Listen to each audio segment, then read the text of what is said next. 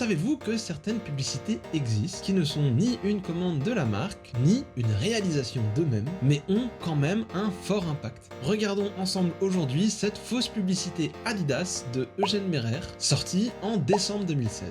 La vidéo commence avec un homme âgé assis sur son lit, l'air triste et pensif. Il est à table avec d'autres personnes âgées mangeant son repas. L'homme regarde par la fenêtre, observant un jeune homme courir à l'extérieur. Il est assis à une table d'anniversaire avec un chapeau de fête, mais il semble toujours mélancolique. L'homme regarde à nouveau par la fenêtre, cette fois-ci la nuit, et il est de retour dans son lit, l'air plutôt abattu. Et là, une paire de vieilles chaussures Adidas de sport est montrée dans une poubelle. L'homme met alors ses chaussures et commence à marcher dans le couloir, et là on le voit en train de soulever des poids ou courir. Le personnel de la maison de retraite et les autres résidents le regardent avec surprise. L'homme essaie de sortir, mais le personnel tente de l'arrêter. Et il continue de s'entraîner, déterminé. L'homme est de nouveau à table, mais cette fois-ci il semble plus énergique. Il essaie de sortir à nouveau et le personnel tente de le retenir. L'homme continue ses exercices, soulevant des sacs de pommes de terre. Il est vu en train de courir dans les couloirs et les chaussures de sport du début sont montrées dans un casier. L'homme est de nouveau assis sur son lit, l'air triste. Ses amis lui apportent ses vieilles chaussures et un short de sport. Il regarde une photo de lui